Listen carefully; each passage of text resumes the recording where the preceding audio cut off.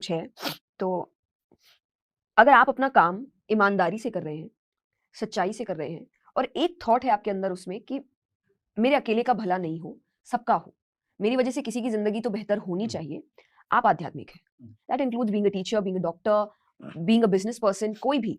लेकिन अगर आप वो सच्चाई अपने काम में रख रहे हो, वो जेन्युइननेस है आपके अंदर और एक थॉट है जो हम कहते हैं हायर थॉट स्पिरिचुअलिटी आपको देता है कि मेरी वजह से किसी का अच्छा होना चाहिए, कि सिर्फ मेरा ही नहीं, मेरा घर, मेरा अपना, मेरे पैसे, मेरा ये थॉट स्पिरिचुअल लोगों की नहीं होती। उनका एक हायर लेवल है कि नहीं, कुछ तो मदद हो।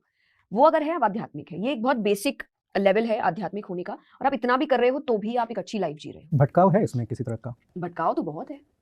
सारे जैसे? डिस्ट्रैक्शंस, आपके फ्रेंड्स हो गए, आपके रिलेशनशिप्स हो गए, आपके रॉन्ग हैबिट्स हो गए, ये सब तो आपको भटकाते हैं। जो आपको लगता है स्पिरिचुअलिटी बोरिंग लाइफ है, बट बोरिंग में सुकून है। वो बोरिंग आप कह रहे हैं, मैं बोरिंग इसलिए नहीं क्योंकि वो all the time adventurous life नहीं है, लेकिन उसमें सुकून है, उसमें कामनेस है, उसमें पीस है, जो एक पर्टिकुलर एज के बाद आप खुद ही ढूंढ रहे हैं। एक अनुभव के साथ मैं जय जी आपसे पूछना चाह रहा हूँ कि आज के समय में जिस सोसाइटी में हम लोग रह रहे हैं, यहाँ पे जो आसपास का जो माहौल है, वहाँ पे अगर आप बहुत ज़्यादा स्पिरिचुअल हैं या ईश्वर को मानने वाले हैं, अध्यात्म में ज़्यादा रहते हैं, तो लोग आपको डिनाइड कर देते हैं बहुत बार। इसका कारण क्या हो सकता है?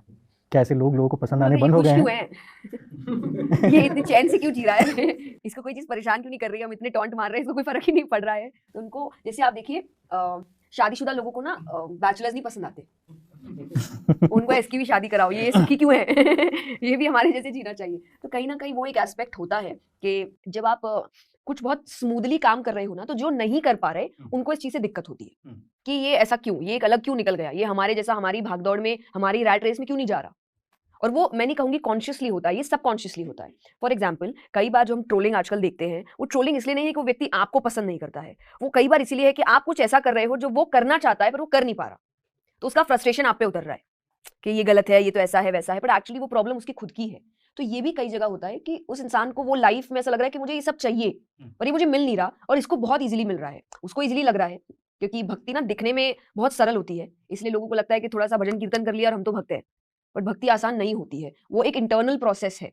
सरेंडर करना भगवान को एक इंटरनल प्रोसेस होता है। बाहरी तौर पे आप नहीं दिखा सकते कि आप कैसे समर्पित हैं, पर वो बहुत टफ होता है और बाहरी लोगों को दिख नहीं रहा कि वो कैसे हो रहा है। उनको लग रहा है बड़ी आसानी से इसकी लाइफ तो इतनी मस्त हो गई भाई।